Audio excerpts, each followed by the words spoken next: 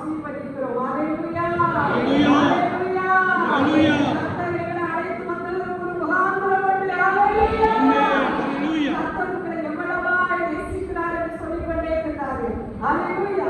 ஏதோ ஒரு கிராமத்துல, ஏதோ ஒரு பகுதியில இருக்கிற உங்களை எங்க ஆண்டவராகிய இயேசு தேடி வந்திருக்கிறார். ஹல்லேலூயா, ஹல்லேலூயா. நீங்கள் அவருக்கு விசேஷமானவர்கள். ஹல்லேலூயா. மட்டும் அவருடைய விசேஷித்த கிருபையினால் உங்களை அபிஷேகித்த ஆண்டவர் இப்பொழுது அவருடைய வார்த்தைகள் மூலமாய் கர்த்தர் நம்மோடு கூட பேச போகிறார். ஹல்லேலூயா. விசுவாசத்தோடு ஒரு விசை நம்முடைய முகத்தை நம்முடைய ஆண்டவராகிய இயேசுவுக்கு நேராக ஏறெடுத்து நம்ம ஜெபிப்போமா? மகா பரிசுத்தமும் அன்பும் இரக்கமுள்ள எங்கள் பரலோகத்தின் தேவனே, எங்கள் அன்பு தகப்பனே, எங்கள் அன்பின் ஆண்டவரே, எங்கள் அன்பின் இரட்சகரே,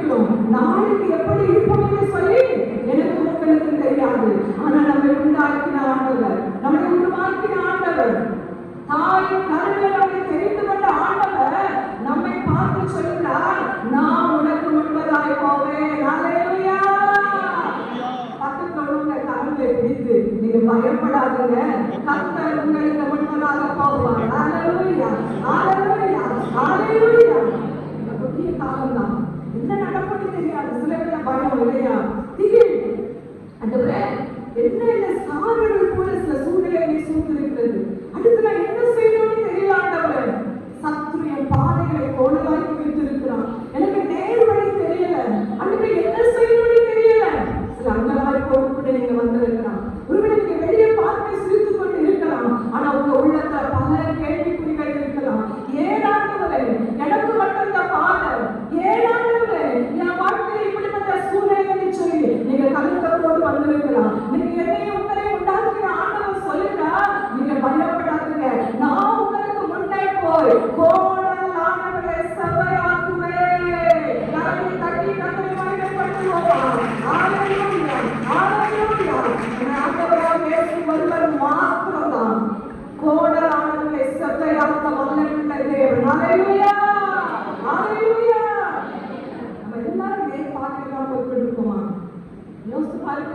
நம்ம பரம்பரை கிறிஸ்தவங்க தான். எல்லா சத்தியமும் நமக்கு தெரியும். நமக்கு தெரியாத வேதத்தின் எந்த ஒரு வார்த்தையும் இல்லை. ஆனா நம்ம நேரான பாதையில சென்று கொண்டு இருக்கிறோமா? நாம் செல்கிற பாதை கர்த்தருக்கு நேராக இருக்கிறதா, உலகத்துக்கு நேராக இருக்கிறதா? நம்ம எந்த பாதையில சென்று கொண்டு இருக்கிறோம்? பிரியமானவர்களே, கடைசி நாட்களில முடிவு மிக சமீபம். எப்ப என்ன காரியம் நடக்கும் என்று அறியாத காலகட்டத்தில் வந்திருக்கிறேன்னா நம்முடைய வாழ்க்கையை சீர்தூக்கி பார்க்கணும். அன்றைக்கு நான் எப்படி இருக்கிறேன்? என் முன்பு அநேக காரியங்களை சத்துரு கோணலாக்கி வைத்திருக்கிறான். எப்படி வாழ்க்கையில் எத்தனையோ கோணலான பாதைகள் அன்றைக்கு நான் செம்மைப்படுத்த எனக்கு உங்க பாதைகள் வந்திருக்கிறேன். உண்மையில நீங்க உபவாசத்தோடு தேவ சம்பத்துல வந்திருக்கிற உங்க வாழ்க்கையில கர்த்தர் இதுவரை உங்களுக்கு விரோதமாய் உண்டாக்கி வைத்திருந்த சத்துருவினால் கோணலாக்கப்பட்ட பாதைகள் இயேசுவின் நாமத்தால் சபையாக்கப்படலாம். ஹல்லேலூயா, ஹல்லேலூயா. எதுக்கு கர்த்தர் எனக்கு ஆதாரமாய் நீங்க சொன்ன வார்த்தை யோசுவாவை எடுத்துக்கொள்வோம். யோசுவா 2ஆம் அதிகாரத்தை எல்லாரும் திருப்பி வைத்துக் கொள்வோம். ஒருவேளை எழுப்புதலின் கூட்டம் என்று சொன்னால் நம்ம எஸ்தர், தொர்கால், குண்டால், இப்படிப்பட்ட சகோதரிகளை தீர்க்கதரிசிகளை நம்ம என்ன சொல்லுவோம்? அவங்க மாதிரி நாணயங்களும் எழுப்பணும் என்று சொல்லுவோம். கர்த்தருக்கு இந்த சம்பவத்துல ஒரு யோசுவா 2ஆம் அதிகாரத்துல ஒரு பெண்ணை குறித்து சொல்லப்பட்டிருக்கிறது. அவள் யார்? வேசி என்று சொல்லப்பட்டிருக்கிறது. யோசுவா 2ஆம் அதிகாரத்துல ராகாப் அப்படின்னு சொல்லுற ஒரு வேசியை குறித்து சொல்லப்பட்டிருக்கிறது. அவ காரியத்துல கர்த்தர் எப்படி அவர் கோணலான பாதையை சென்று கொண்டிருந்த அவருடைய வாழ்க்கைய கர்த்தர் செம்மைப்படுத்தினார் என்பதை நம்ம பார்க்க போகிறோம். ஹல்லேலூயா, ஹல்லேலூயா. ஒரு மத்தியான நேரம் தான், ஆனா கூட நம்ம எல்லாரும் கர்த்தருடைய வார்த்தையை கேட்கும்படியா கேட்கும்படியா ஆண்டவரே, ஆண்டவரே என்னோடு கூட நீங்க பேசணும். நான் வந்த மட்டமா நான் திரும்பி போகக்கூடாது. இன்னைக்கு என் பாதையில் ஒரு செவ்வையான வழியை நீங்க காட்டியே ஆகணும். ஹல்லேலூயா. யோசுவாவை குறித்துதான், யோசுவாவின் புத்தகத்துல அந்த ராகாப் என்கிற வேசியை குறித்துதான் ஆண்டவர் என்னோடு கூட கற்றுக்கொடுத்து இதைத்தான் உங்களுக்கு சொல்லப்பட்டு சொன்னார். அந்த ஆராதனை வேளையிலும் அஞ்ஞான இந்த சகோதரி மூலமாய் கர்த்தர் யோசுவாவின் தேவனாக கடந்து வந்தார். ஹல்லேலூயா.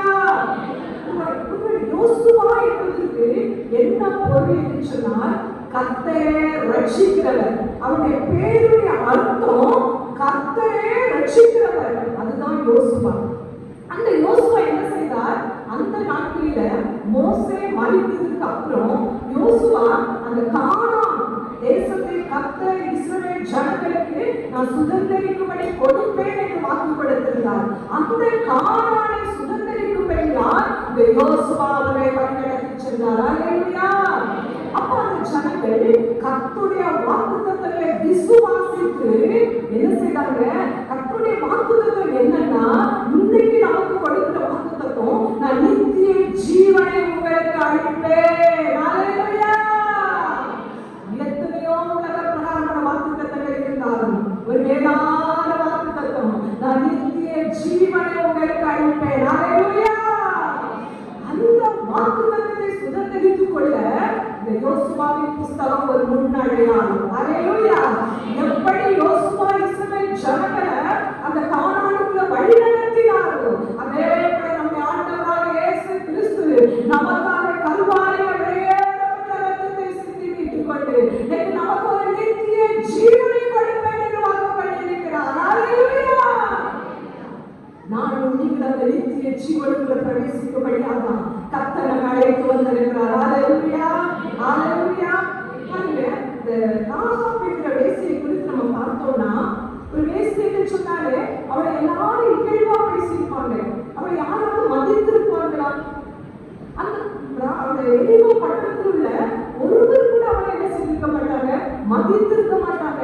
அவளுக்கு மதிப்பு ஒரு கனவும் கொடுத்திருக்க மாட்டாங்க.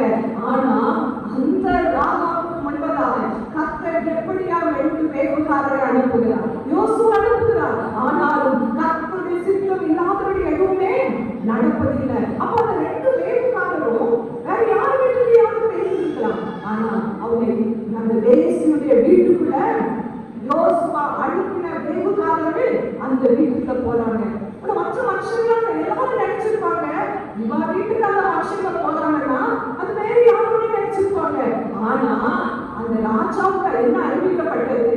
அந்த ராகாப் வீட்டுக்கு வந்த 2 வேவுக்காரர்கள், இஸ்ரவேல் தேசத்தில் உள்ள ஜனங்கள், அவங்க நம்ம தேசத்தை அழிக்கும்படி இருக்காங்க வந்திருக்காங்க.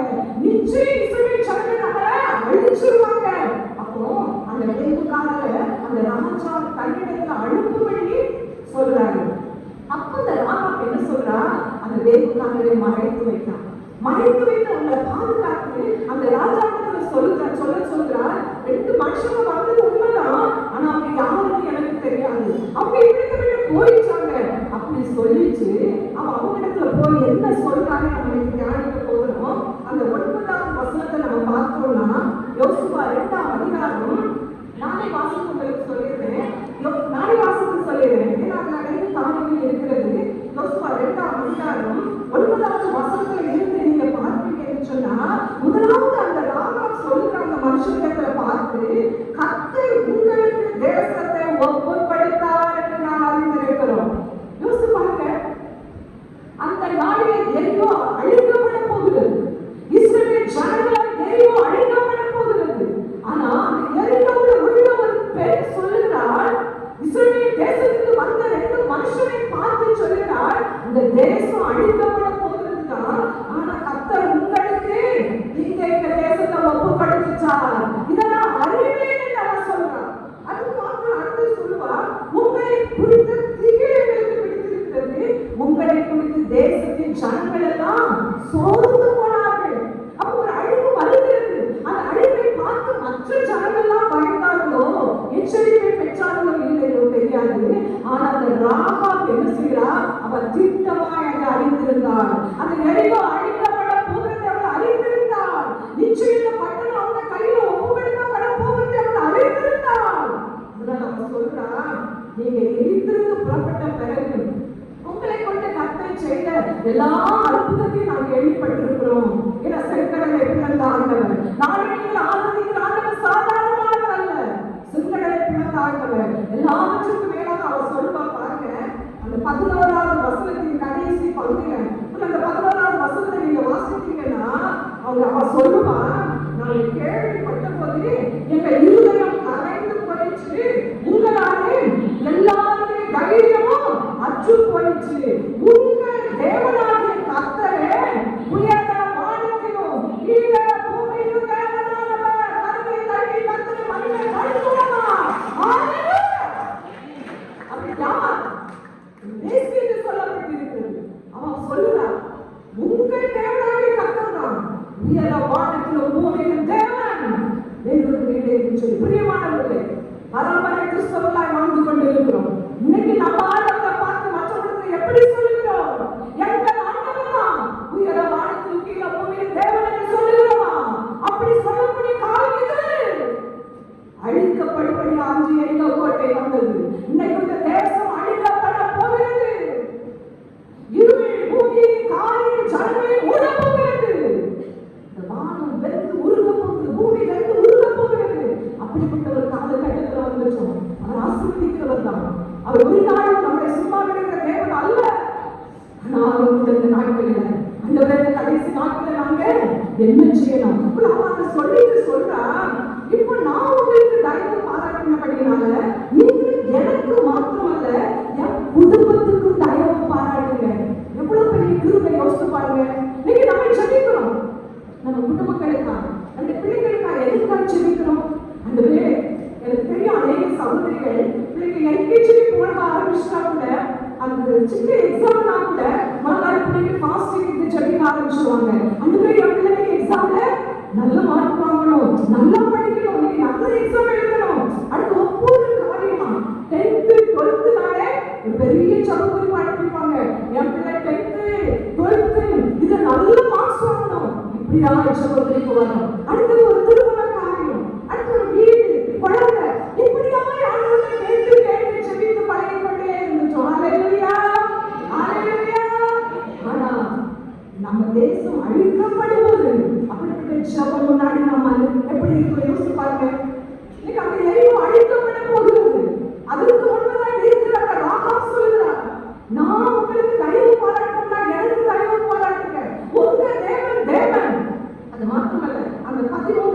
வசனத்தை யாராவது ஒரு சத்தமாய் வாசிக்கலாம். நீங்க என் தகப்பனையும் என் தாயையும் என் சகோதரரையும் என் சகோதரிகளையும் அவர்களுக்கு உண்டான எல்லாவற்றையும் உயிரோடே வைத்து எங்கள் ஜீவனை சாவுக்கு தப்புவிக்கும்படி எனக்கு நிச்சயமான அடையாளத்தை கொடுக்க வேண்டும் என்றார். ஆமென். அவர் என்ன கேட்கிறார்? என் தகப்பன், என் தாய், என் சகோதரர், என் சகோதரிகள் எனக்கு உண்டான எல்லாவற்றையும் உயிரோடே வைக்கணும். ஹல்லேலூயா. இந்த பூமி வெந்துருகி சாம்பலாக போகிறது. இன்னைக்கு நம்ம எல்லா சூழ்நிலை காலங்களும் அதற்கு முன்பாக வந்துவிட்டு அப்படிப்பட்ட ஒரு காலத்துல வந்துச்சு. ஆனா இந்த காலத்துல நானும் நீங்கள் ஜெபிக்க வேண்டிய ஜெபம், ஆண்டவரே என்னையும் என் குடும்பத்தையும் வரப்போகிற அழிவிலிருந்து தப்புவிக்கும்படி எங்களை உயிரோடு காத்தருளும். ஹல்லேலூயா, ஹல்லேலூயா. ஒரு கட்டத்துல பிள்ளைகள் இருக்கும்பொழுது பெண்களாகிய நாம் நம்முடைய வயிற்றுல பிள்ளைகள் வயிற்றின் பகுதியில கரங்களை வைத்து ஜெபிக்கணும்.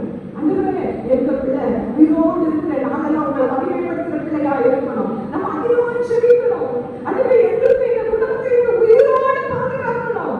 ஏன்னா நம்ம உயிரோடு இருந்தால் தான் கர்த்தரை மகிமைப்படுத்த முடியும். ஏன்னா அடுத்த நிமிஷம் என்ன நடக்கும் என்று அறியறது கால கட்டம். அப்ப ஆண்டவரே நீங்க எங்களுக்கு எங்க குடும்பத்துக்கும் நீங்க என்ற உயிரோடு எங்க குடும்பத்தை காக்கணும். அடுத்தது உயிரோடு வைக்கணும்னாலே அது நிச்சயமாய் நம்ம வாழ்க்கை இல்லாதபடி பாதுகாக்கப்படுவதுதான். அடுத்தவ கேட்டா எங்க ஜீவனை சாவுக்கு தப்புவிக்கணும்.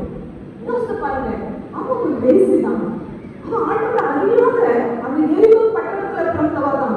அவன் சொல்லிட்டா எங்க ஜீவனை அழிவுக்கு தப்புவிக்கணும். நீங்க நம்முடைய ஜீவனை அழிவிலிருந்து மீட்கும்படியா ஆண்டவராக இயேசு சிலுவையில ரத்தம் சிந்தித்தார். எத்தனை பேர் விசுவாசிக்கிறீங்க? கர்த்தரை தட்டி கர்த்தரை மகிமைப்படுத்துவோமா? ஹல்லேலூயா, ஹல்லேலூயா.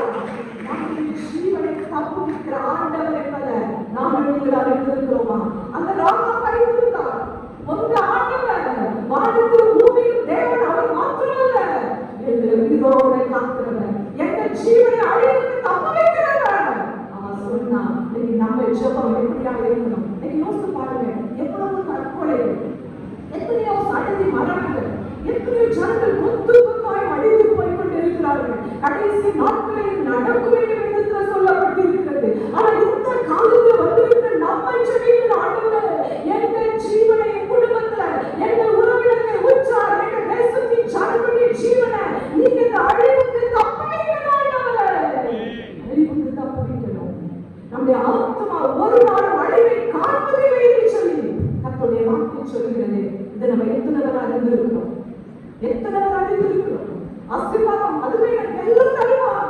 அவருடைய ராஜ்யத்தின் நீதியை தேடும் பொழுது எல்லாவற்றையும் அவர் கூட தருவார். ஹல்லேலூயா.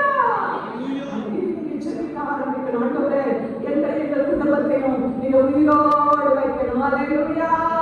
அவன் கேட்கிறாரு, அவன் தனக்கு மட்டும் கேட்கல, தன் தகப்பை, தன் தாய், தன் சகோதரி, தன் சகோதரர்கள் எல்லாரையும் உயிரோடு காக்கணும். எங்கள் ஜீவனை அழிவுக்கு நீங்க தப்புவிக்கணும். அது மாத்திரமல்ல, அவர் சொல்றார், எனக்கு நிச்சயமான ஒரு அடையாளத்தை கொடுக்கணும். ஹல்லேலூயா, ஹல்லேலூயா. விசுவாசிக்கு தெரியாது, இன்னைக்கு கர்த்தர் உங்க மேல ஒரு நிச்சயமான அடையாளத்தை போட போகிறார். ஹல்லேலூயா. உங்க கரத்தை பிடித்து சொல்லுங்க. ஹல்லேலூயா. இன்னைக்கு கர்த்தர் உங்களுக்கு ஒரு நிச்சயமான அடையாளத்தை உங்க மேல போட போகிறார். ஹல்லேலூயா. இதுவரை நீங்க எப்படி வாழ்ந்திருந்தாலும் தெரியாது. ஒரு இதுவரை உங்க வாழ்க்கை உலகத்திற்கு நேராக சக்திஸ்ல பாதையில கோணலாக்கி கொண்டிருந்திருக்கலாம். ஆனால் நீங்க அந்த பாதையை சொல்லையா உயிரோடு இருக்கிறாங்க, ஜீவனை கொடுத்தாங்க. உங்க வலது கரத்தை பிடித்து சொல்கிறார், நான் நிச்சயமா உங்களுக்கு ஒரு அடையாளத்தை கொடுக்க போகிறேன். ஹல்லேலூயா. உங்க மேல ஒரு அடையாளத்தை போட முடியும். கர்த்தர் எங்களை அழைத்து வந்திருக்கிறார். ஹல்லேலூயா, ஹல்லேலூயா.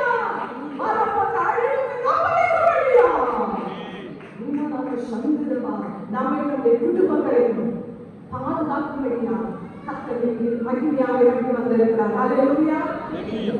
ஒரு ஜெப குறிப்பு சொன்ன உடனே நம்ம எதுக்காக ஜெபிப்போம்? பொதுவா நம்ம வீட்டுல இருந்தாலும் சரி, இல்லாட்டி யாராவது ஊழியக்காரங்க வந்துட்டாங்கன்னா அவங்ககிட்ட போய் நம்ம என்ன ஜெப குறிப்பு கொடுப்போம்? ஒண்ணு என் பிள்ளை படிக்கி, என் பிள்ளைக்கு நல்ல மார்க்ஸ் வேணும், அடுத்து நல்ல ஒரு காலேஜ் ஸ்கூல் வேணும், இல்லாட்டா அதுக்கு மேல போனா என் பிள்ளைக்கு நல்ல வேலை வேணும், அதுக்கப்புறம் நல்ல ஒரு திருமண காரியம் நடக்கணும். அடுத்தது என்ன சொல்லுவோம்? நல்ல பிள்ளைகளுக்கு கற்பனை கடை வேணும், வீடு லிஸ்ட் என்ன செய்யும்? போய்கொண்டே இருக்கணும். ஆனா இந்த லிஸ்ட் இப்படி ஜெபித்து ஜெபித்து ஜெபித்துலாம் முடியல. நம்ம அவரை இயேசுவை யாரை இன்னும் அறியாதிருந்தோம். ஆனால் நான் அறிந்திருந்தான் எரிவு அழிக்கப்பட போகிறது, நான் என் குடும்பமும் தப்பிக்கப்படணும் என்பதை அவர் திட்டமாய் அறிந்திருந்தார். இன்னைக்கு நான் நீங்கள் அறிந்து கொள்ள வேண்டிய கடைசி நாட்கள் வந்திருக்கிறோம். அந்தவரை இந்த உலகம் அழிவு போகிறது, ஆனா என்னை என் குடும்பத்தை காக்கிறவர் தேவன், நீ ஜீவனுள்ளவர். நம்ம ஜீவனுள்ள தேவனை எப்படி மகிமைப்படுத்துகிறோம்? அவர் மெய்யான தேவன் என்பதை நாம் இன்னும் ருசித்திருக்கிறோமா? இன்னும் அறிந்திருக்கிறோமா? பரந்ததிலிருந்தே அவரை அறிந்திருக்கிறோம். ஆனா இன்னும் நமக்குள்ள அவர் ஜீவனுள்ள தேவன் என்ற நம்பிக்கை இல்லை.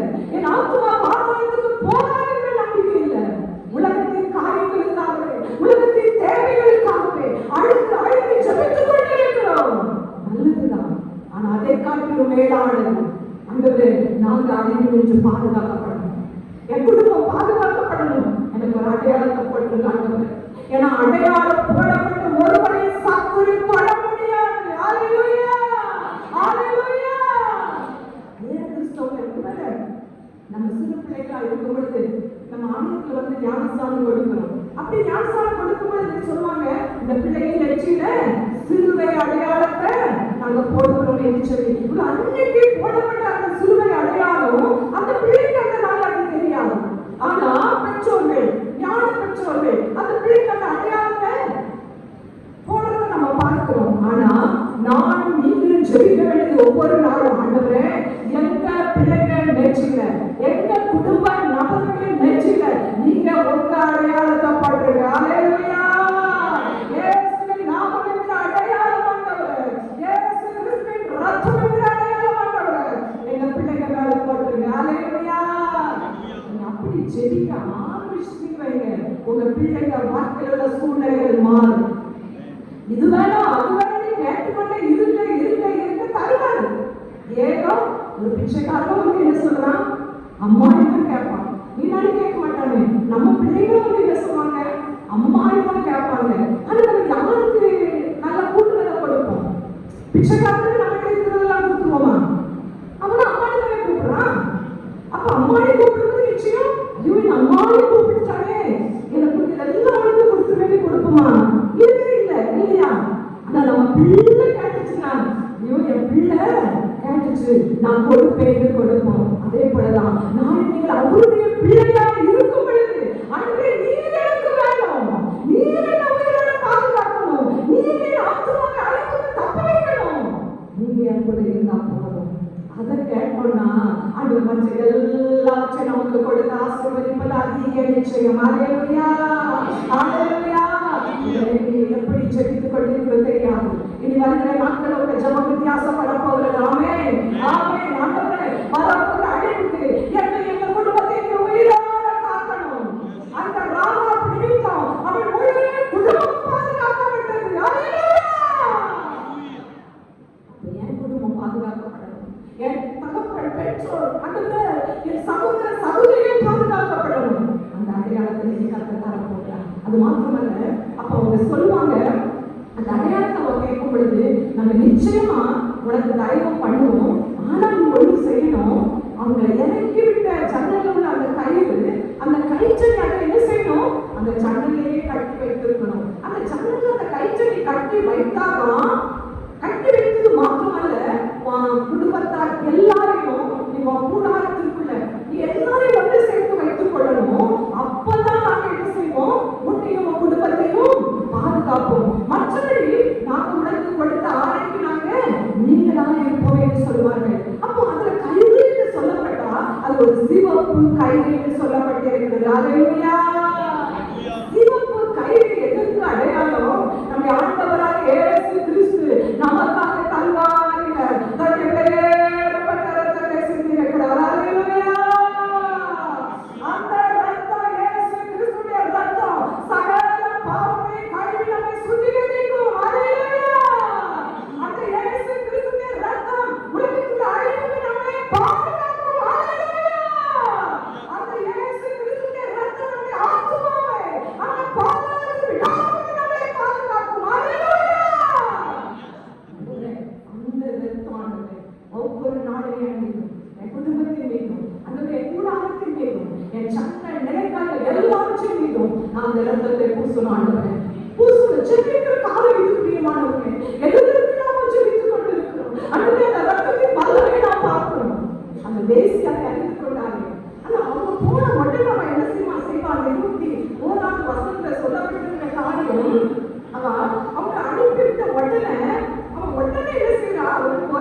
இருந்துள்ள பின்பு அவள் அந்த சிவப்பு கழிச்ச ஜன்னலிலே கட்டி வைத்தாள். உடனே சரியாச்சுனா நம்ம என்ன செய்வோம்?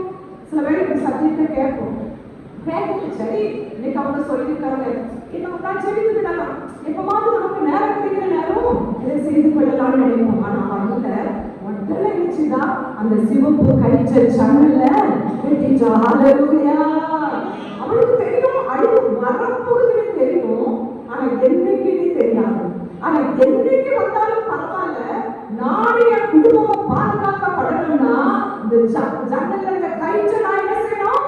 கட்டி வைத்தே ஆகணும். இன்னைக்கு இயேசு கிறிஸ்துவின் ரத்தம் இல்லாதபடி நமக்கு விடுதலை இல்லை, பாவ மன்னிப்பு இல்லை, நம்முடைய ஆத்மா காக்கப்பட முடியாது. அப்போ ஒவ்வொரு நாள் ஆண்டவரே உங்க ரத்தம் என்னை என் குடும்பத்தை கழுவணும், ஆண்டவரே உங்க ரத்தம் என்னை சுத்திகரிக்கட்டும். கொடிய காலம், பரிசுத்த குலைச்சலை உண்டாக்கி கொண்டிருக்கிற காலம், எங்கு பார்த்தாலும் பரிசுத்தத்தை பார்க்க முடியல. நம்முடைய தேவன் பரிசுத்தம் உள்ள தெய்வம். ஹல்லேலூயா. நம்முடைய வீரோடு காக்கிற கர்த்தர், அவருடைய ரத்தம் பூசப்பட்ட ஒருபடி சங்கார தூதன் தொட முடியாது. ஹல்லேலூயா. நம்ம பார்க்கிறோம் இஸ்ரவேல் ஜனங்கள் எகிப்தின் அடிமை தடுத்து வெளியே வரும்பொழுது அன்னைக்கு அவங்க நிலை கால்கள்ல அந்த பஸ்கா ஆட்டின் குட்டியின் ரத்தம் பூசப்பட்ட வீடுகள் இல்ல, அந்த சங்கார தூதன் பிரவேசிக்க முடியல. ஹல்லேலூயா. ஒவ்வொரு நாளும் இந்த ரத்தத்தின் பல்லவருக்கு என்னுடைய குடும்பத்தின் பிள்ளைகளை ஒப்புக்கொடுக்கிறோம். எங்களை பாதுகாத்துக் கொள்ளுங்க, எங்களை பரிசுத்தப்படுத்துங்க, எங்களை மீது உங்க அடையாளத்தை பண்ணுங்க. அடையாளம் இயேசு கிறிஸ்து என் கூட இருக்கிறார் என்பதற்கு ஒரு அடையாளத்தை கர்த்தர் நிச்சயமா உங்களோடு கூட உங்க மீது போட்டு கர்த்தர் உங்களை மகிமைப்படுத்த போகிறார். ஹல்லேலூயா. நீங்க எந்த நிலைமையில வந்திருந்தாலும், நீங்க எந்த சூழ்நிலையில இருந்தாலும், நீங்க கர்த்தர் சொல்ற உங்களை நான் எளிமையா இருக்கிறேன், அன்றைய என் குடும்பத்துல நான் எல்லாரும் சிறுமையா இருக்கிறேன், ஆண்டவரே என் குடும்பத்துல எல்லாரும் வசதி படைத்தவங்க, எல்லாரும் செழிப்பா இருக்கிறாங்க, ஆனா நான் அப்படி இல்லை ஆண்டவரே, நான் இப்படியா அன்றைய பல பாதைகளில் நான் அலைக்கழிக்கப்படுகிறேன், நான் வேதனைப்படுகிறேன், ஆண்டவரே என்னை எல்லாரும் வெறுத்து ஒதுக்குறாங்க. நீங்க வந்திருக்கலாம், ஆனா கர்த்தர் உங்களை பார்த்து சொல்கிறார், அந்த ராகாவுக்கு எவ்வளவு பெரிய மேன்மை கர்த்தர் கொடுத்தார் தெரியுமா? அந்த இயேசு கிறிஸ்துவின் வம்ச அட்டவணையில அந்த ராகா பெயர் எழுதப்பட்டது. ஹல்லேலூயா. சொல்லப்பட்ட ராகா கோணலாக்கப்பட்டிருந்தாங்க. நீங்க வாழ்க்கை இயேசுவின் ரத்தம் அவளை கழுவும்படி அவங்க ஒப்புப்படுத்தினால, என்ன உயிரோட காக்கணும் வந்து ஒப்புப்படுத்தினால கர்த்தர் அவள் பாதையை செம்மைப்படுத்தி அருமையான ஒரு போவாசுக்கு தாயாய் கர்த்தர் மாற்றினார். ரூத்துடைய கணவர் போவாஸ், அந்த போவாசுக்கு கணவர், அந்த போவாஸ் அந்த தாயாய் அந்த ராகாவை கர்த்தர் மாற்றினார். ஹல்லேலூயா. ஹல்லேலூயா. எவ்வளவு பெரிய பாக்கியம். உங்களை கர்த்தர் அப்படி மாற்ற போகிறார். உங்க குடும்பத்துக்கு நீங்க ஒரு ஆசீர்வாதம் பார்க்கணும். எத்தனை பேர் விசுவாசிக்கிறீங்க? ஹல்லேலூயா. உங்க குடும்பத்தை ரட்சிப்புக்கு நீங்க தான் கர்த்தரால் எடுத்து கொள்ளப்பட்ட பாத்திரம். ஹல்லேலூயா. உங்களை உங்க குடும்பத்தை அழிவிட்டு தப்பிக்க முடியும். கர்த்தரை உங்க நடுவுல மகிமையாக இறங்கி வந்திருக்கிறார். ஹல்லேலூயா. இன்னும் உங்களை தாழ்த்து கொண்டு இருக்காங்க. அன்றுமே எனக்கு ஒன்றும் இல்லை, எனக்கு அது இல்லை, இது இல்லை சொல்லாதீங்க. இயேசு நம்மளால எப்படி இருப்பது? வீரர்களையா பார்க்கிறோம். ஹல்லேலூயா. முன்னாடி நின்று இந்த வார்த்தையை சொல்லும்படி எனக்கு திரும்பி பாராட்டின கர்த்தர், ஒருவேளை நான் படித்து முடித்து நான் MBA முடித்திருந்தேன். அப்போ எனக்கு மேரேஜ் ஆகி எனக்கு 3 பிள்ளைகள் கர்த்தர் திருப்பியாக கொடுத்திருந்தார். அப்போ எனக்கு வேலைக்கான ஒரு அப்பாயின்மெண்ட் ஆர்டர் வந்தது. எனக்கு நேஷனல் தூத்துக்குடி டைசிஸ் தான். அப்போ எனக்கு வெளிநாடுகளில அப்பாயின்மெண்ட் ஆர்டர். அதுக்கு ஒரு ஆர்டர் நான் ரொம்ப செவிக்கிறேன். அதுவரை எனக்கு 3 பிள்ளைகளை தந்துச்சிங்க, எப்படியாவது நான் என்ன செய்யணும், அந்த வேலை பார்த்தாதான் என் குடும்பத்தை நான் என்ன செய்ய முடியும், நடத்த முடியும். இல்லாவிட்டால் நிச்சயம் ரொம்ப கஷ்டம். ஆண்டவரே எனக்கு எப்படியாவது நீங்க வேலை தரணும். அப்ப லிஸ்ட்ல ஃபர்ஸ்ட் வந்தோட ரொம்ப சந்தோஷம். சரி லிஸ்ட்ல ஃபர்ஸ்ட் வந்துச்சு, கட்டாயம் எனக்கு சீக்கிரமா என்ன செய்யணும், வேலை கிடைச்சிடும் அப்படின்னு சந்தோஷம். அதே போல வேலை கிடைக்குன்னு சொன்னோட ரொம்ப சந்தோஷம். ஆனா ஆண்டவர் அதுக்கு முன்பே ஆவியானவர் என்னோடு கூட இடைப்பட்டிருந்தார். ஏன்னா நான் வந்து எனக்கு பித்த பையில கால், அது நிமித்தம் அதிக வழி வேதனையில கஷ்டப்பட்டேன். ஏன்னா 1996ஆம் ஆண்டு எனக்கு ஆண்டவர் மகனை கொடுத்தார். அவன் பிறந்து ஒரு 14வது நாள்ல எனக்கு பயங்கர ஒரு பெயின் வயிற்றுல. அப்ப அது என்ன பெயினே சொல்ல முடியாத ஒரு சூழ்நிலை. ஆனா 9வது மாதத்துல ஸ்கேன் எடுக்கும்போது பித்தப்பையில கல் இருக்கு, ஆனா இப்ப அது நிறைய பேருக்கு வருது, அது ஒண்ணு பயப்பட தேவையில்லைன்னு சொல்லியிருந்தாங்க. அதனால நான் அந்த 16வது நாள்ல அந்த பெயின்ல கஷ்டப்படுவதை நான் நினைச்சேன். நிச்சயம் பித்தப்பையில உள்ள கல்லாதான் இருக்கும். அப்ப பக்கத்துல உள்ள சாத்தானோ டாக்டர் வந்து அவங்க சொல்றாங்க, உங்களுக்கு அட்டாக் ஆயிருக்கலாம் அப்படின்னு சொல்லி அவங்க டேப்லெட் எது போட்டாலும் எனக்கு அது ஒத்துக்கொள்ளவே இல்லை. உண்மையில ஒரு மரண போராட்டம் தான். அப்போ குழந்தை 16வது நாள் தான். அப்ப எனக்கு ஒரு மரண போராட்டம். அப்போ அவங்க அப்படி சொல்லி ஏதோ இன்ஜெக்ஷன் போட்டாங்க. நீங்க குழந்தை பிறந்த இடத்துக்கு நீங்க என்ன செய்யுங்க, நான் டாக்டர் இருக்கேன், நான் தூத்துக்குடி போன குழந்தை பிறந்த இடம். ஆனா நிச்சயம் அங்க போகும்போது கூட எனக்கு எப்படி இருக்குமோன்னு தெரியாது. ஆனா அப்படிப்பட்ட ஒரு சுச்சுவேஷன்ல நான் இதை விட அதிகமா தெய்வ சம்பளத்தை ஜெபித்தேன். ஆண்டவரே, நான் உங்க பிள்ளை. ஏன்னா அப்பவே நான் காலேஜ்ல படிக்கும்போது ஆண்டவருக்காக ஊழியம் செய்யக்கூடிய பாக்கியத்தை கொடுத்திருந்தார். உள்ள கலாச்சாரத்துல கூட நான் வாலிப பிள்ளையையும் நான் எங்க வாலிப சமுதாயோடு கூட இணைந்து கர்த்தருடைய நாமத்தை மகிமைப்படுத்த கர்த்தர் எனக்கு கிருபை கொடுத்திருந்தார். அப்ப நான் ஆண்டவரை சொன்னேன், உங்க பிள்ளை ஆண்டவரே, நீங்க எனக்கு சுகம் தாங்க. அதுவும் நைட்டு முழுவதும் அப்படிப்பட்ட ஒரு வேலையும் அடுத்த நாள் கர்த்தர் எனக்கு பரிபூர்ண சுகத்தை கொடுத்தார். ஹல்லேலூயா. அதுக்கப்புறம் பாருங்க, நான் அதை மறந்துட்டேன். அப்ப 2002ஆம் ஆண்டு எனக்கு வேலை வரப்போகுது. சீக்கிரம் நான் லிஸ்ட்ல ஃபர்ஸ்ட். அப்போ மறுபடியும் எனக்கு அந்த பெயின், அந்த வழி, அதுவும் அந்த வழி எனக்கு இல்லை. அந்த வழி வரும்போது நான் ரொம்ப கஷ்டப்பட்டேன். அப்போ மட்டும் சர்ஜரி பண்றதுக்கு எல்லாம் ஆயத்தமா இருந்தோம். இனி ஆபரேஷன் பண்ணிட வேண்டியதான். 3 சின்ன பிள்ளைங்க. அப்ப இது கண்டிப்பா ஆபரேஷன் பண்ணாதான் சுகம் கிடைக்கும், அப்படிப்பட்ட ஒரு நிலைமை. அப்ப நான் ஆண்டவரை வரைக்கும் பார்த்து சொல்றேன், ஆண்டவரே, நீங்க எனக்கு ஜீவனை கொடுத்தீங்கன்னா நான் உமக்காய் ஊழியம் செய்வேன். அது எனக்கு ஜீவனை தந்துச்சீங்கன்னா போதும். எனக்கு 3 பிள்ளைங்களும் சின்ன பிள்ளைங்க. எனக்கு ஜீவனை நீங்க எடுத்துக்கிட்டீங்கன்னா பிள்ளைங்க எங்க போவாங்க? எனக்கு ஜீவனை தந்தீங்கன்னா நான் உங்க ஊழியத்தை செய்வேன் அப்படி சொன்னேன். உண்மையில பாருங்க, சர்ஜரி பண்ணாத லெவலுக்கு என் ஆண்டவராக இயேசு எனக்கு பரிபூர்ண சுகத்தை கொடுத்தார். ஹல்லேலூயா. 5 நிமிடங்களோட காப்பாற்றி 5 ஜீவனை அந்த அழிவுக்கு தப்புவித்து காத்த ஆண்டவர் அவருடைய ரத்தத்தினால என்னை கழுவி அவருடைய ஊழியக்காரியாக மாற்றும்படி கர்த்தர் சித்தம் கொண்டார். ஹல்லேலூயா. சில இப்படிப்பட்ட நெருப்பு, சில பலவீனம், அந்த பாதையில நான் எவ்வளவு கஷ்டப்பட்டிருப்பேன். 3 சிறு பிள்ளைங்க, என் எதிர்காலம், பல சூழ்நிலை. ஆண்டவரே, என் வாழ்க்கையே கோணலாக இருக்கிறது. ஆண்டவரே, இது எப்படி சமைப்படுத்தப்படும்? எனக்கு எப்படிப்பட்ட எதிர்காலம் இருக்கும்? நான் என்ன செய்வேன்? எத்தனை அங்கலாய் போட்டு காணப்பட்டேன். இன்னைக்கு உங்க வாழ்க்கையில நீங்கள் அப்படிப்பட்ட ஏதோ ஒரு சூழ்நிலையில ஆண்டவரே, எதிர்காலம் கேள்விக்குறி, என் பிள்ளைகளுடைய எதிர்காலம் கேள்விக்குறி, என் பிள்ளைகளை சற்று கோணலான பாதையை கொண்டு போய் கொண்டு இருக்கிறான். நீங்க கதையை தவித்துக் கொண்டிருப்பீங்கன்னா இன்னைக்கு எனக்கு ஜீவனை கொடுத்தாங்க. உங்களுக்கு உங்கள் குடும்பங்களுக்கு நித்திய ஜீவனை கொடுத்தவர் வல்லவராக இருக்கிறார். ஹல்லேலூயா. அது அந்த லிஸ்ட்ல வந்துச்சு உடனே நான் கண்டிப்பா போய்க்கணும் அப்படின்னு. அப்போ எனக்கு ஒரு ஜெபம் சொல்லி அந்த 2002ஆம் ஆண்டு அந்த சாந்தி பகுதிக்கு கர்த்தரை கிருபையாய் அழைத்து போயிருந்தார். அப்போ செல்லாக்காவுக்கு கேள்விப்பட்டிருக்கேன். ஆனா அவங்க வீடு அங்கதான் இருக்குன்னு எனக்கு தெரியாது. எத்தனையோ வீடுகளை பார்த்தோம். ஆனா கடைசியில செல்லாக்கா வீட்டு பக்கத்துல உள்ள ஒரு வீட்டை தான் கர்த்தர் எனக்கு கொடுத்திருந்தார். அப்ப நான் மூத்த பையன் ஸ்கூலுக்கு போவான். அடுத்த 2 பிள்ளைகளையும் கூட்டிட்டு வந்து நான் நினைச்சுவேன் அந்த பேருக்கு போவேன். அப்போ நான் லிஸ்ட்ல ஃபர்ஸ்ட் எனக்கு வேலைக்கு ஆர்டர் வந்தோடனே நான் நினைச்சேன், இசப்பா நான் ஒப்பு கொடுத்தது உண்மைதான். ஆனா 3 பிள்ளைகளை வச்சிருக்க பாளையப்பட்டியில என் கணவரும் அப்பதான் லாயர் படிச்சு முடிச்சிருந்தாங்க. எத்தனையோ கவர்மெண்ட் ஜாப்க்கு ட்ரை பண்ணாங்க. இப்போ வர மாதிரி இருக்கும், ஏதாவது அது என்ன செய்யணும், தடைப்பட்டு போயிடும். அப்போ அப்படிப்பட்ட சூழ்நிலை அப்பதான் தெரியும். காலேஜ்ல கடைசி செஞ்சு நான் படிச்சு முடிச்சிருக்காங்க, திரும்ப தான் பிராக்டிஸ் பண்ண போறாங்க. அப்படி எப்படி இருக்கும் யோசிச்சு பாருங்க. நான் 3 பிள்ளைகளுக்கு ஃபீஸ் கட்டணும். இந்த பள்ளிக்கூடத்துக்கு போயிருக்கும், வாடகை கொடுக்கணும் வீட்டுக்கு. ரொம்ப கடினமான ஒரு பாதை, பயங்கரமான ஒரு சூழ்நிலை. அப்ப நான் சொன்னேன், ஏசப்பா இல்ல நான் ஊழியம் செய்வேன், வேலை பார்த்துட்டே நான் என்ன செய்வேன், ஊழியம் செய்வேன். அன்னைக்கு உங்ககிட்ட சொன்னேன், எனக்கு ஜீவனை தந்தா உங்க ஊழியம் செய்வேன்னு சொன்னேன். ஆண்டவரே, நான் இப்ப வேலை பார்த்துட்டே ஊழியம் செய்வேன். அப்படிதான் என் மனதில் நினைத்திருந்தேன். அப்பதான் அந்த பேருக்கு போயிருக்கும் பொழுது அன்னையா நீங்க செல்லாராணி அப்பாத்துறவங்க, நிச்சயம் அவங்களுக்கு அப்பாத்துறது அவங்களுடைய ஒய்ஃபு தான் எங்க செல்லாராணி அப்பாத்துறவங்க. அவங்க தான் ரொம்ப சொத்து வச்சிருக்கிறாங்க. அதுல கர்த்தர் கிருபையாய் கிடைக்கிறார். ஹல்லேலூயா. பாளையப்பட்ட பகுதியில பெண்கள் நடுவில் ஒரு பெரிய இழப்புகள் கூட்டத்தை அவங்களை கொண்டு கர்த்தர் செய்து கொண்டிருக்கிறார். ஹல்லேலூயா.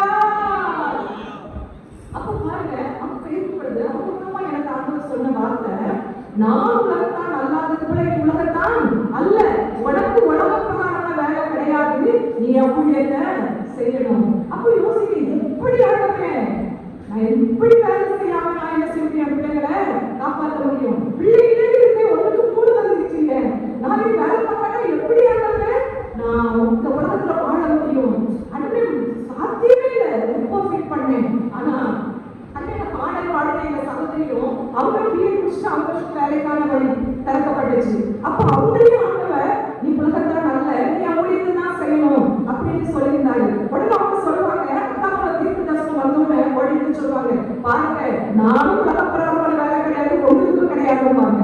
நான் சொல்லுவேன், இல்லக்கா நீங்க வேலை பார்க்க போறீங்களோ இல்லையே தெரியாது, நான் கண்டிப்பா என்ன செய்வேன், வேலை பார்க்க போனாதான் என் குடும்பத்தை நான் என்ன செய்ய முடியும், காக்க முடியும். நான் அப்படி இருந்த நாட்களில் கர்த்தர் என்னோடு கூட இடைப்பட்டார். நான் ஜீவனை எடுத்துக் கொள்வேன் என்று சொல்லி அப்பதான் என் கணவன் நான் அதை சொல்லும் பொழுது உண்மையில வந்து ஜாயின் பண்ணுங்க நீ வேலை உங்களுக்கு தான் என்று சொல்லும் பொழுது கர்த்தர் என்னை போகாதபடி தடுத்து பாதுகாத்துக் கொண்டார். அல்லேலூயா. அந்த நாள்ல நான் என்ன செய்வேன் என்று அவங்களாயிட்டு எதிர்காலம் அவங்கள்ட்ட கருத்துல கொடுத்துச்சேன். ஆனா என்ன நடக்கும்னு தெரியாது. ஆனா கர்த்தர் கிருபையாய் 3 பிள்ளைகளை படித்து 3 பிள்ளைகளுக்கு கிருபையாய் வேலையை கொடுத்து கர்த்தர் ஆசீர்வதித்திருக்கிறார். அல்லேலூயா. அல்லேலூயா. ஒருவேளை நான் வேலை பார்த்துட்டா கொடுக்கிற அந்த சம்பளத்தை காட்டிடும் என் கர்த்தர் என் பிள்ளைகளை அதிகமாய் ஆசீர்வதித்திருக்கிறார். அல்லேலூயா. நான் நீங்க அந்த இடத்துல வேலையை காணும் போயில்லையா அந்த ஊழியை செய்ய சொல்லுகிறார். அவருக்கு என்ன ஒப்புக்கொடுக்க சொல்லுகிறார். நான் எப்படி ஒப்புக்கொடுக்க முடியும்? என் குடும்பம் என் பிள்ளைங்க யார் என்ன செய்வார்? நம்ம இன்னும் ஆண்டவரை பற்றி அறியல. அவரை பற்றி அறிந்திருந்தோம். ஆனால் எந்த நன்மையில ஆண்டவரை நான் உமக்காய் வாழ்வேன். அல்லேலூயா. என் ஜீவனுள்ள நாளுக்கு உமக்காய் வாழ்வேன். நான் நீங்கள் வாழ்கிற உலகம் அழிய போகுது. அந்த அழிவில்லாத நித்திய ஜீவனை நான் நீங்கள் பெற்றுக்கொள்ளணும். அல்லேலூயா. ஆச்சரியம் பாருங்க. அந்த ராகா அவளுக்கு பேசினான். அவ ஆண்டவர் அருமையா இருந்திருந்தான். இன்னைக்கு கடைசி நாட்கள்ல அந்த கிறிஸ்துடைய ஆளுகை வரப்போகுது என்பது எத்தனை பேருக்கு தெரியும்? உலகம் ஆயுதப்பட்டாயிடுச்சு. அந்த கிறிஸ்து எப்ப நம்மளை சுட்டு கொள்வானே தெரியாது.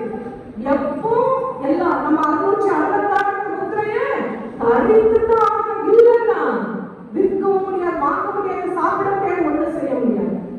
தியானிப்பது அவங்க சொன்ன வார்த்தை யோசிச்சு பாருங்க. வெளிநாட்டுலாம் இருக்காங்கன்னு நம்ம சொல்றோம். அவங்கெல்லாம் பார்க்கிட்டு நம்ம நிறைய காரியங்கள் சொல்லணும். திடீர்னு அவங்க வெயிட்ல வரவங்க வரும்போது நீங்க இந்த சிப்பம் பொறுத்தாதான் இந்த 666 முத்திரையை தனித்தாதான் நீங்க உங்க தேசத்துக்குள்ள போக முடியும். இல்லாட்டி போக முடியாதுன்னு சொன்னா என்ன செய்யணும்? என்ன செய்ய முடியும்? அன்னைக்கு அப்படியே ஆசிர்வதி ஆசிர்வதினு அந்த ஜெபம் கேட்கப்படுமா? அன்னைக்கு நம்ம எப்படி சொல்லிக்கணும்? அன்றைய என் பிள்ளைய ஜீவனாக அழிவுக்கு நீங்க தப்ப வைக்கணும். அப்படிப்பட்ட சூழ்நிலைக்கு பிள்ளைகளை பாதுகாக்கணும் என்று சொல்லிக்கும் பொழுது கர்த்தர் நம்முடைய பிள்ளைகளுக்கு அவருடைய அடையாளத்தை போட்டு அப்படிப்பட்ட சூழ்நிலைக்கு பிள்ளைகளை தப்ப வைப்பாராம். அல்லேலூயா. அல்லேலூயா. பிரியமானவர்களே, அதிகமாய் அவர்கள் இடைப்பட்டார். இனி என் பிள்ளைகளை அந்த ஆசீர்வாதமான விடுதலை கேட்பதை காட்டணும். ஜீவனை தாங்க. எங்க ஜீவன் அழிவிலிருந்து பாதுகாத்துக் கொள்ளுங்க. உங்க அடையாளத்தை ஒருத்தங்க நீங்க ஒப்பு கொடுங்க. கர்த்தர் அருமையான உங்களை உங்க குடும்பத்தை நடத்த போகிறார். அல்லேலூயா. அவர் சிந்தின ரத்தம் வீண் போகாது.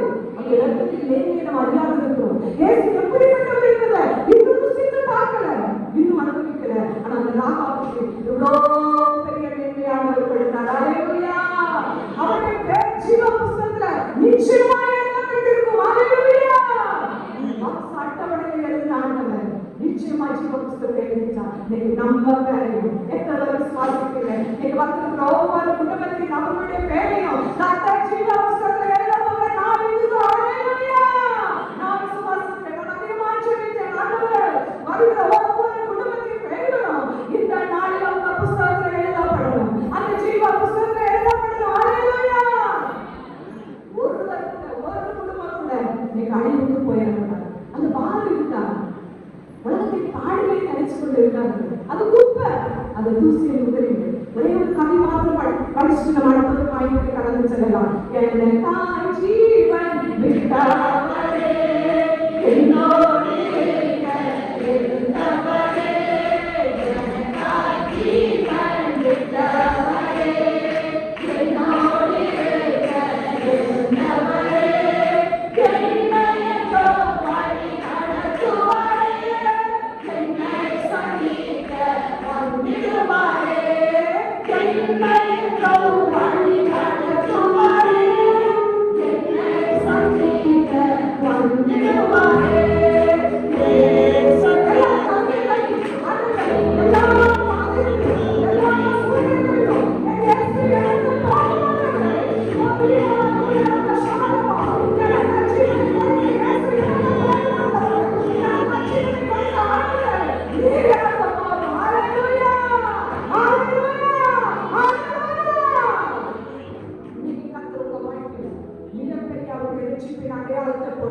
உங்க குடும்பத்தை வேறு காண்பிக்க போகிறார். ஓ, நீங்க கிறிஸ்துவின் ஜீவனுக்கு தகுதியும் மாத்திரங்களா, கர்த்தர் உங்களை உங்கள் குடும்பங்களை அடையாளம் ஆசீர்வதிக்க போகிறார். ஹalleluya. ஆண்டவருக்கு ஒப்பு கொடுக்கிறேன். நான் வேலை பார்த்து இருக்க மாட்டேன், என்ன வேலை பார்த்து ஏதோ செய்திருப்பேன். ஆனால் இது முழுவதுமாய் கர்த்தருக்காய் அர்ப்பணித்து அவருடைய ஊழியக்காரின் ஒரு அடையாளத்தை கர்த்தரின் மீது போட்டு அவருடைய நாமத்தை மகிமைப்படுத்தினார். ஹalleluya. அந்த தேவன் உங்களை பார்த்து சொல்கிறார், உங்களையும் அப்படிப்பட்ட ஒரு அடையாளம் என்று கர்த்தர் உங்களுடைய குடும்பத்தை உயர்த்தி ஆசீர்வதிக்க போகிறார். ஹalleluya. தேவ திட்டம் கர்த்தரை நிறைவேற்ற போகிறார். ஹalleluya. இரண்டாவது ஒரு காரியம் மக்களின் ஒன்றாயிற்று. யோவான் 4ஆம் அதிகாரத்தில் எல்லாரும் எடுத்துக்கொள்வோம். அதில் ஒரு ஸ்திரியை குறித்து சொல்லப்பட்டிருக்கிறது. ஆண்டவராகிய இயேசு சமாரியா நாட்டின் வழியாக கடந்து போகிறார். ஒரு சமாரி ஸ்திரீ. ஆண்டவரை கேட்டேன், ஆண்டவரே, ரூத், எஸ்தர் ஒரு எழுப்புதலின் பாத்திரங்களை குறித்து தியானிக்க சொல்லாம ஆண்டவரை ராகாப் பேசி குறித்து சொன்னீங்க. இதுல இந்த சமாரி ஸ்திரீ எப்படிப்பட்டவள்? ஆண்டவர் அவர்களுக்கு கேட்கும் பொழுது உனக்கு புருஷன் இருக்கிறானா அப்படின்னு இயேசு கேட்கிறாரு. அவன் என்ன சொல்றா? எனக்கு 5 புருஷங்க இருக்காங்க, இப்படி எனக்கு இருக்கிற எனக்கு புருஷன் அல்ல. அப்படியான அவள் எப்படிப்பட்ட ஸ்திரீ? அவள் ஒரு கனவின் ஸ்திரீயா? அவள் எல்லாரும் அல்பமா என்று ஒதுக்கப்பட்ட ஸ்திரீ. ஆனா அவளை தேடி இயேசு போனார். ஹalleluya. அவ வாழ்க்கையை சத்து கோடலாக்கி வைத்திருந்தான். ராகாப் இயேசுவை அறிந்திருந்தாள். அறிந்தும் அவனுடைய வாழ்க்கை கோடலாகி இருந்தது. அவன் ஆண்டவரை அறிந்தபடியால கர்த்தர் அவள் வாழ்க்கையை செம்மைப்படுத்தினார். ஹalleluya. அவள் நித்திய ஜீவனுக்காய் நடத்தினார். ஹalleluya. அவள் மாத்திரமல்ல, அவள் முழு குடும்பத்தையும் பாதுகாத்தார். ஹalleluya. அடுத்த சமாரிய ஸ்திரீ ஆண்டவர் தண்ணி கேட்கிறார். நமக்கு தெரிந்த சம்பவம். ஆனா அவன் என்ன சொல்றா? நாங்கள் யூதர்களுக்கு சம்பந்த கலப்புக்கு தண்ணி கொடுக்க முடியாது என்று சொல்லும் பொழுது இயேசு என்ன சொல்கிறார்? நான் உனக்கு கொடுக்கிற தண்ணி அது நித்திய ஜீவகாலம். 14ஆம் வசனத்தை வாசிக்கலாம். யோவான் 4ஆம் அதிகாரம் 4ஆம் வசனம்.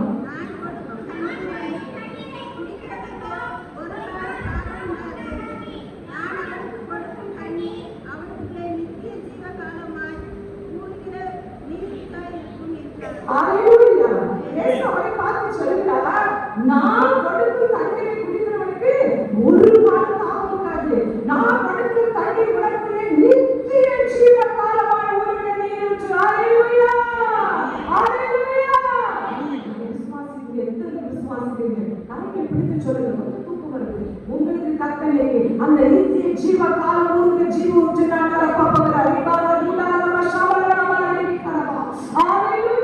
இதுவரை உங்களை அற்பமா பார்த்திருக்கலாம், இதுவரை உங்களை கேவலமா பேசியிருக்கலாம், உங்க குடும்பத்தை குறித்து வித்தியாசமாய் பேசிக் கொண்டிருக்கலாம். ஆனா கர்த்தர் சொல்கிறார், நீங்க என்னிடத்துல தாகமாய் இருந்தீர்களானால் அடுத்த ஜீவ தண்ணீர் ஊற்றி எனக்கு வேறு என்று கேட்பீர்களானால் அந்த நித்திய ஜீவ காலம் ஊறுகிற ஜீவ ஊற்றினார்.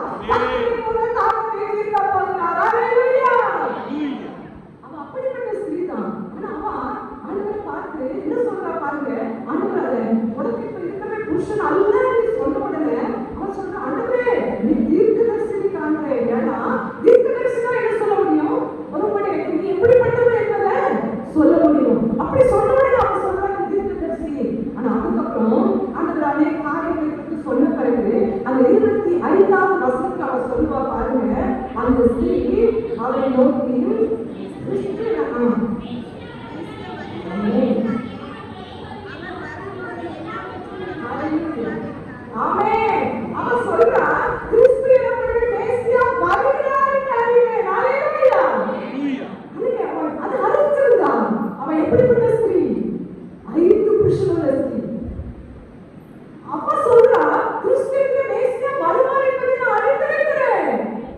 கடைசி நாட்களில் இயேசு மீண்டும் வரப்போகிறார் என்பதை எத்தனை பேர் அறிந்திருக்கிறோம்?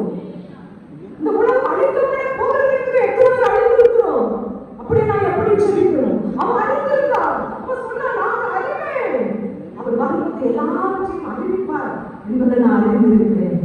அவள் அறிந்திருந்தார். அதனால நான் இயேசு அவளை தேடி போய் அவளுக்கு அந்த நித்திய ஜீவ காலம் ஊறுகிற ஜீவ ஊற்றினால அவள் தாகத்தை தீர்த்தார். ஹalleluya. ஹalleluya. நான் மாத்திரம் இல்லை, நான் படத்தை கீழே வச்சுட்டு செய்யறா, ஊருக்குள்ள போய் ஜனங்களை நோக்கி சொல்றா, இப்படி ஒரு மனுஷன் வந்திருக்கிறார், அவர் என்னிடத்துல வந்து நான் செய்ததெல்லாம் அவர் எனக்கு என்ன செய்தார் சொன்னார் அப்படின்னு அவர் சொன்ன உடனே அவர் வந்து பாருங்க, அவர் கிறிஸ்து தானோ, ஏன்னா அன்னைக்கு கிறிஸ்து பிறக்கணும், நிச்சயமா மறுத்து அடக்கப்பட்டு வரணும், நிச்சயமா அவர் தான் ரட்சகர் என்று வெளிப்படுத்தணும். ஆனா மற்றவங்க பரிசேயர் வேதபாரகர் யாரும் சாஸ்திரியர் யாரோட அறிந்து கொள்ளல. ஆனா அந்த 5 புருஷனுள்ள அந்த ஸ்திரீ, அந்த சமாரிய ஸ்திரீ குறித்து இன்று அவர் தியானிக்கும்படி செய்யப்பட்டிருக்கிறது. அந்த ஸ்திரீ அவரை அறிந்திருந்தார், அவர் கிறிஸ்துவாகிய மேசியா வருவார் என்பதை அறிந்திருந்தார், அவர் வருவதிலே காரியத்தை வெளிப்படுத்துவார் என்பதை அறிந்தபடியால்தான் இயேசு அவளுக்கு முன்பதாய் கடந்து போனார். அல்லேலூயா. அவர் வழியில கோணலான பாதைக்கு வழியா சென்று கொண்டிருந்தாவல செம்மையான பாதையில நித்திய ஜீவனுக்கு நேராக நடத்தினார். அல்லேலூயா. எத்தனை மாநிலத்தில் அதெல்லாம் படிப்பீங்கன்னு நினைச்சு காலேஜ்ல எல்லாம் சேர்த்துட்டாலும் சரி, நீங்க வேலை பார்க்குற இடத்துலையும் சரி, எங்களை சத்துரு உங்களுடைய வாழ்க்கையை கொண்டலாக்கி கொண்டிருக்கிறார். எவ்வளவு பரிதாபமான காரியங்களை கேள்விப்படுகிறோம். லிவிங் டுகெதர் என்று சொல்லி வேலை பார்க்குற பிள்ளைகளெல்லாம் சத்துரு அதற்கு இச்சைக்கு நேராக இழுத்து கொண்டிருக்கிற காலம். அப்பவும் என் பிள்ளையை ஆசீர்வதிக்க இச்சைக்க கூடாது. ஆண்டவர் என் பிள்ளையை நாளைக்கு தப்பு வைக்கும்படியா இந்த ரத்தத்தின் மருந்துமே என் பிள்ளைகளை இறங்கட்டும். என் பிள்ளைகளுக்கு நித்திய ஜீவன் காலம் கொடுக்கிற ஜீவன் ஊற்றுக்காண்டவரே நம்ம ஜெபம் வித்தியாசப்படலாம். அதுல காலத்துல பிள்ளைக்கு நேர்த்தியா செய்வாங்க. பிள்ளைங்க ஒரு சொல்லப்பட்டிருக்கு, பொல்லாதவர்களாகிய நீங்கள் அந்த பிள்ளைகளுக்கு நல்ல ஈவுகளை கொடுக்க அறிந்திருக்கும் போது பரமபிதாவானவர் தம்மிடத்துல வேண்டிக் கொள்ளுவதற்கு நன்மையானதை கொடுப்பது அதிக நிச்சயம். அவருக்கு தெரியும் நம்ம பிள்ளைகளுக்கு நம்மை காட்டில் மேலாய் கொடுப்பார். ஆனா நம்ம ஜெபம் மாற்றப்படும். நான் விசுவாசிக்கிறேன், இனி வருகிற நாட்கள் உங்க ஜெபம் எங்களை உயிரோட காப்பாற்றும், எங்க ஜீவன வரக்கூடிய அழிவுக்கு தப்புவே ஆண்டுகிறேன். உங்க அடையாளத்தை கடல போட்டும், அந்த ஜீவன் மூச்சினால் எங்க தாயத்தை தீர்த்துற மாட்டவர். அல்லேலூயா. அந்த சமாரிய ஸ்திரீ நிமித்தம் அந்த பட்டணமே கர்த்தருக்குள்ள வந்தது. அல்லேலூயா. அல்லேலூயா. அந்த ஜீவன் மூச்சு அவளுக்கு கொடுக்கப்பட்டபடியினால அது சும்மா இருக்க வைக்கிறவங்க ஓடி போய் ஜனங்களுக்கு சொன்னான், சமாரிய பட்டணத்துக்கு சொன்னான். அவங்க ஓடி வந்து கேட்கிறாங்க. அவங்க வந்து அப்ப அவங்க சொல்லுவாங்க, அவங்க சொன்ன வார்த்தை நிமித்தம் மாத்திரமல்ல, நாங்க வந்து அவர் எங்களோடு அந்த 42வது வசனம், யோவான் 4ஆம் அதிகாரம் 42வது வசனம்,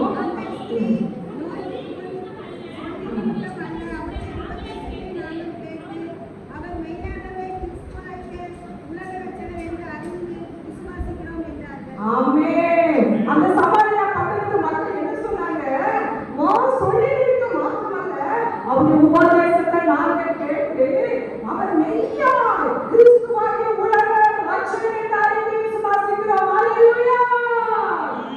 எத்தனை பேருக்கு அந்த விசுவாசம் இருக்கு?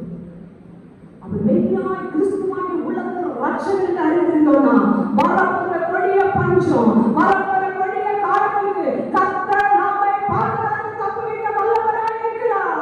நம்முடைய ஆத்மா ஒரு நாள் பாதாளத்துக்கு போகப்போவதில்லை. அல்லேலூயா. அவன் சொன்னான், நம்மளாம் என்ன சொன்னோம், வாழ்க்கையே நல்லது, 5 புருஷன் இப்படி நம்ம அப்படி சொல்லுவோம். ஆனா கர்த்தர் அவன் இருந்தேன் பார்க்கிறார், நீங்க உள்ளத்தை பார்க்கிறாங்க. நீங்க மனுஷங்களுக்கு முன்பதாக கர்த்தருக்கு முன்பதாக இருக்கணும். இன்னைக்கு மனுஷங்களுக்கு முன்பதாக எல்லாரும் வெளியில ஒரு அசுரம் என்று சொல்லி எல்லா பகுதிகளிலும் நம்ம எல்லாரும் வந்து நிச்சயம் சந்தோஷமா ஆசீர்வாதமா சாப்பிட்டு போறது நல்லதுதான். ஆனா இது எத்தனை பேர் வீட்டுல இருக்கிறவங்க இந்த சத்தத்தை கேட்க வரல. ஆனா நாளைக்கு அசுரமா சாப்பிட யாராவது வீட்டுல இருக்குமா? முடியலன்னு சொன்னா கூட அந்த அசுரம் சாப்பிட்டா ஆசீர்வாதம் இல்லையா? எப்படி இல்லையோ? நான் தான் சொல்லணும், அசுரன் சாப்பாடுல அந்த இலையை பொறுக்கிறதே ஆசீர்வாதம். யோசிச்சு பாருங்க, நான் பார்த்துருக்கேன் கிராமத்துல அப்படிதான். அண்ணே நான் தப்பா சொல்லல, ஆனா அது உங்களை நித்திய ஜீவனுக்கு நடக்குமா? சத்தியத்தை அறிந்து கொள்ளணும். அந்த ராகம் அறிந்து கொண்டால், சமாரியத்தை அறிந்து கொண்டால், பரம்பரை கிறிஸ்தவ சத்தியத்தை அறிந்த நாளிலே எந்த நிலைமையில இருக்கிறோம்? திருச்சபை எந்த நிலைமையில இருக்கு? முதலாவது நியாய தீர்ப்பு திருச்சபைக்குள்ள மூப்பர்களிடத்தில் அவர் நீதியுள்ள நியாயங்களை வெளிப்பட போகிறார். பெண்கள் பண்டிகைக்கு கொடுக்க தகப்படாதுங்க. கர்த்தரை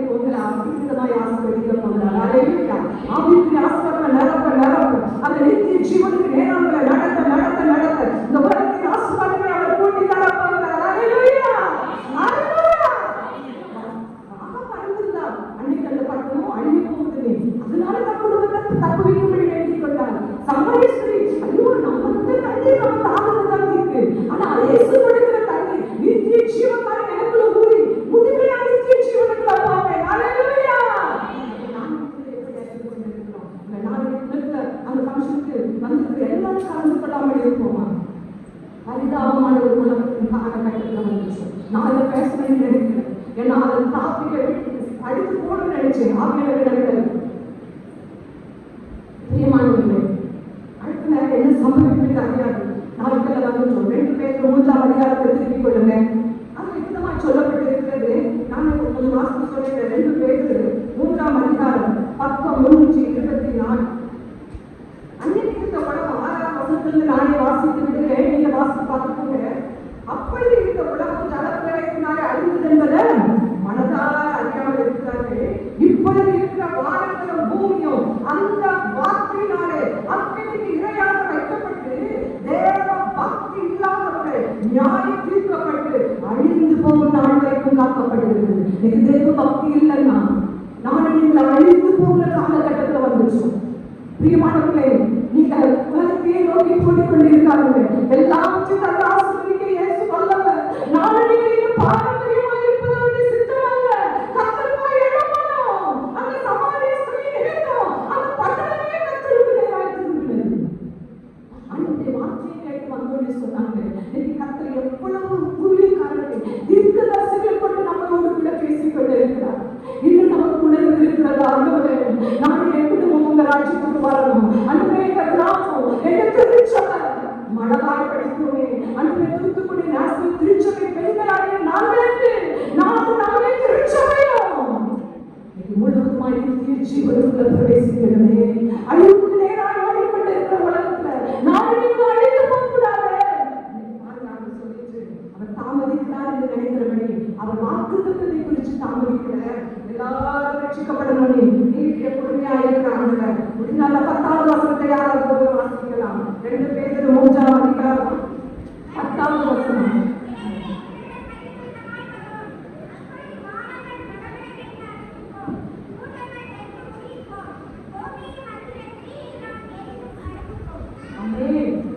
என்ன சொல்லப்பட்டிருக்கிறது?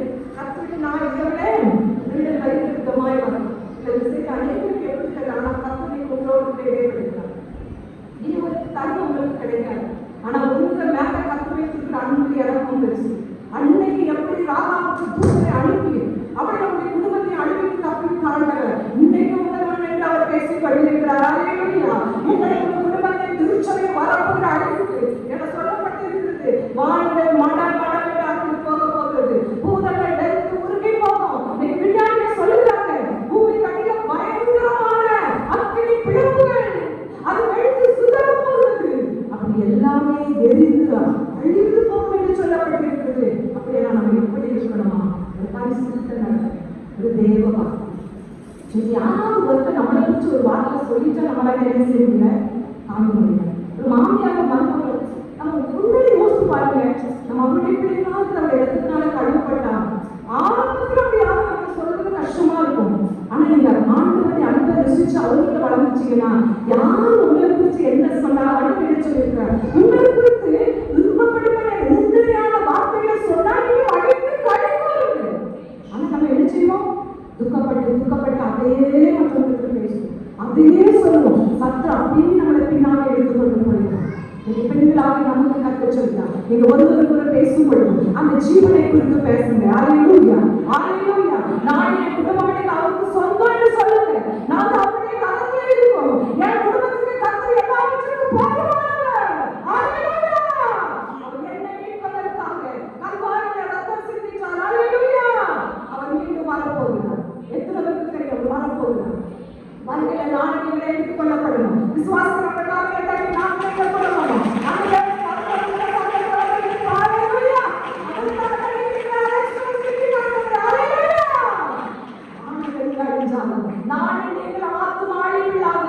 அவரோடு கூட அவருடைய சம்பளங்களை பாலையா நான் சீக்கிரமாய் வரும்படி கேட்கணும். அது வரப்போகுது. அப்போ புதிய வானம் புதிய பூமி உண்டாக போகுது. யோசித்து பாருங்க, நம்ம பார்க்கிற எல்லாம் அழிந்து போகிறது. ஆனா நம்முடைய கண்கள் உலகத்தின் சூழ்நிலை பார்த்து கொண்டிருந்த நாட்கள் போகும். உங்க ஒவ்வொருவருக்கும் கத்த வைத்திருக்கிற திட்டம் மேன்மையானது, மகிமையானது, அது நித்திய ஜீவனுக்கு ஏதுவானது. கத்த வைத்திருக்கிற அந்த பங்கை பெற்றுக்கொள்ள முடியும். இன்னைக்கு அந்த ஜீவ ஊற்றினா உங்களை நேரமா போகிறார். எத்தனை பேர் வாஞ்சிருக்கீங்க? அன்று எனக்கு அந்த ஜீவ ஊற்று வேணும். நித்திய ஜீவ காலம் ஊரல அந்த சமாளிய ஸ்ரீகான சமாளியா பட்டணத்துக்கு படுத்தீங்க. அந்த ஜீவ ஊற்று நீங்க யாரால ஊற்றப்படணும்?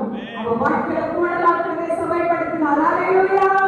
அந்த ஜீவ ஊற்று அவனுக்கு வந்தபடினால சமாரியா பட்டணத்தை கத்தலுடையாய் திருப்பினார். அந்த பட்டணம் கத்தலுக்காய் எழுப்பினது. அந்த பட்டணத்தின் நிமித்தம் கர்த்தருடைய நாமம் உயர்த்தப்பட்டது. நீங்க உங்கள் நிமித்தம் உங்க பகுதி கிராமங்கள் கத்தலுக்காய் எழுப்பப்படுகிறது. அல்லேலூயா. உங்களுக்கு ஊற்றப்படுகிற ஜீவ ஊற்று நீங்க உங்க குடும்பத்தை சுற்றியுள்ள ஜனங்களுக்கு பச்சைப்படுத்தப்படுகிறது.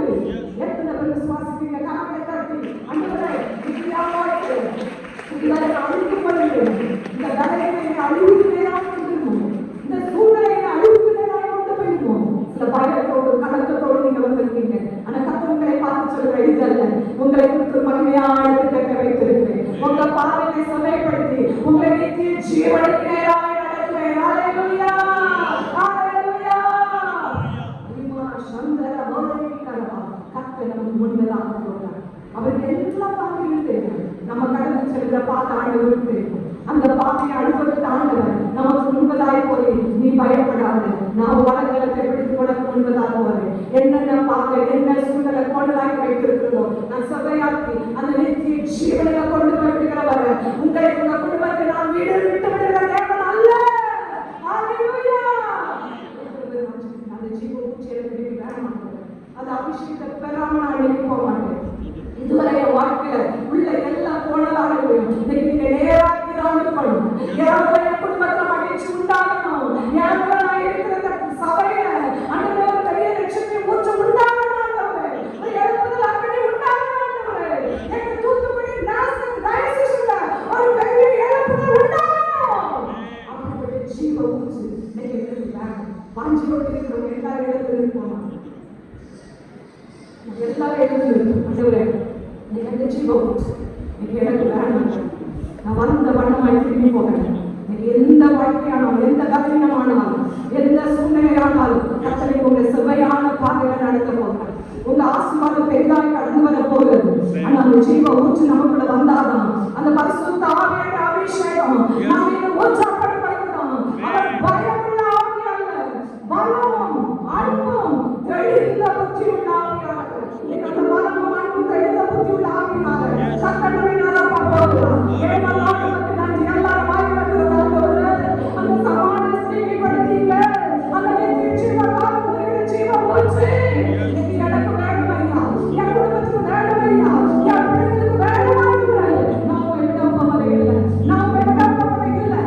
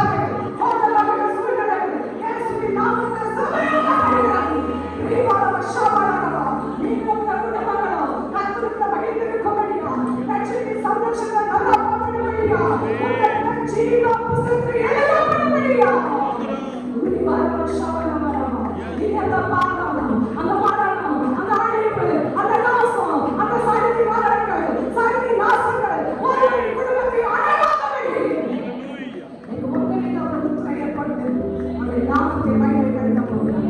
அப்படியான அந்த அபிஷேகத்தை ஒவ்வொரு குடும்பத்தின் மீதும் ஒரு சேஷித்த வல்லமை இறங்கியிருக்கிற கிருபைக்காய் நன்றி. நீ என் வார்த்தைக்கு கீழ்ப்படிந்தபடினால் எப்படி ராகாவின் வார்த்தைக்கு கீழ்ப்படிந்து தேவனுக்காக சமாதானத்தை ஏற்றுக்கொண்டு கீழ்ப்படியாதவர்களோடு கூட அழியாமல் இருந்தது போல என் பிரிய குமாரத்திகளே உங்கள் குடும்பம் அழிந்து போகாதபடி நீங்கள் உங்கள் சமூகத்தில் வந்தவர்களா உங்கள் குடும்பத்தை உலகத்தை காரிய அழிவுக்கு நான் தப்பு பாதுகாக்கிற கர்த்தர். நான் உங்களுக்கு முன்னாலே போகிறேன், உங்களுக்கு முன்னாலே போகிறேன். தேவனோடு கூட இருந்து நடத்துவது உங்கள் கண்களை காணும். இனி நீ வெட்கப்பட்டு போவதில்லை. உன்னை வெட்கப்பட்டு சத்துருக்குள்ள சூழ்நிலை இயேசுவின் நாமத்தில் விலகிச் செல்வது. நீ வெட்கப்பட்டு போவதே இல்லை. Thank you, Holy Spirit. Hallelujah. என்னுடைய குமாரர்கள் ஐவாஷா கரவா என்னால் அபிஷேகிக்கப்பட்டு ராஜாவா லேவியரா எனக்கு பிரியமான குமாரனா உன்னை எழுந்து நிறுத்தியிருக்கிறேன். அன்பு குமாரனே, நான் உனக்கு ஆவிகளை வாக்கு கொடுக்கிறேன். நீ ஆசீர்வதிக்கப்பட்டவன். நீ பெரிய காரியங்களை செய்வாய். நீ என்மேல் பலப்படுவாய் என்று சொல்லி நான் உனக்கு கொடுத்த வாக்கு கொடுத்தது இப்பொழுது நிறைவேறி கொண்டிருக்கிறது. இது உண்மையில் அந்த வாக்கு நிறைவேற்றப்படுகிறதா? உன்னை மேன்மையாகப்படுத்துமா? உன்னை மேன்மைப்படுத்தும்படியா? உன் ஸ்தானத்தையும் உன் ஊழியத்தையும் உன் சபையையும் நான் மேன்மைப்படுத்தும்படியா? இந்த டயோசிஸ்ல உன் பேரை மேன்மையான ஸ்தானத்தில் கொண்டு போய் நிறுத்தும்படியா? சத்துருவின் கோடான சூழ்ச்சிகள், மனிதர்களோட சூழ்ச்சிகள் இயேசுவின் நாமத்தில் விலகிச் செல்கிறது. இதோ உயரமும் உன்னதமான ஒரு சிங்காசனத்தில் நான் உன்னை கொண்டு நிறுத்தி கோரேசே, உன்னை கர்த்தரால் அபிஷேகம் பண்ணப்பட்ட கோரேஸ், உனக்கு முன்பதாக வாசல் திறக்கப்பட்டிருக்கிறது. அதை ஒருவர் பூட்டுவதில்லை. ஒரு காலத்தை கொண்டு குரலான ஜனங்களை மத்தியிலே சேர்க்கப்படும்படியா உன் மூலம் செய்கிற காரியம் மகிமையாக இருக்கும். ஒரு சட்டமா ஜாகிரதை செய்யக்கூடாத அதிசயத்தை என் அன்பு குமாரனை உன்னை கொண்டு செய்கிறேன். நீ எனக்காக தெரிந்து கொள்ளப்பட்டு உண்மையான தேவனாய் ஆசாரியனா ஒரு சட்டமா உன் பணியை உண்மை உத்தமமாய் செய்கிறபடியா நம் குடும்பத்தில் சில சூழ்நிலைகளை கொண்டு வந்து போராடினேன். அந்த கோட்டரான சாத்தத்தின் கிரியை இயேசுவின் நாமத்தில் அழிக்கப்படுகிறது. நீ நல்ல திராட்சை ரசத்தை தரும் திராட்சை தோட்டமா உன் குடும்பத்தை நான் ஆசீர்வதிக்கிறேன். அநேகருக்கு ஆசீர்வாதமா அடைக்கலப்பட்டமா உன்னை உன்னுடைய கேள்வி நிறுத்துவேன். நீ என் தாசன், நான் உன்னுடைய மகிமைப்படுத்துவேன். நன்றி ராஜா. கர்த்தருடைய வார்த்தையில் சொன்ன நல்வார்த்தை நன்றி. நீங்க எனக்கு மகிமையாக வந்தீங்கப்பா. நான் அப்பிரயோஜனமானவளாக நான் தகுதியற்றவளப்பா. ஆனா எனக்கு ஒண்ணு தெரியவில்லை. வந்திருக்கிறேன் ஜனங்கள் எல்லாரையும் குடும்பங்களை அழிவுக்கு தப்பித்து நித்திய ஜீவனுக்கு நேராக செம்மையான பாதைகள் நடத்துகிறவங்க வந்தவன் உங்க அபிஷேகம் உங்க ஆளுங்க அவங்க வேதனைக்கு முத்திரை போடப்பட்டார்கள். இந்த அபிஷேகத்தை ஆசீர்வதிக்கப்பட்டீர்கள். எல்லா துதியும் கனமும் மகிமையும் என் ஆண்டவராக இயேசு ஒருவருக்கு மாத்திரம் செலுத்துகிறேன். அதை தாழ்த்தியாக கிடைக்கிறேன். இயேசுவின் நாமத்தில் ஜெபிக்கிறோம். ஜீவனுடைய நல்ல பிதாவே. ஆமென்.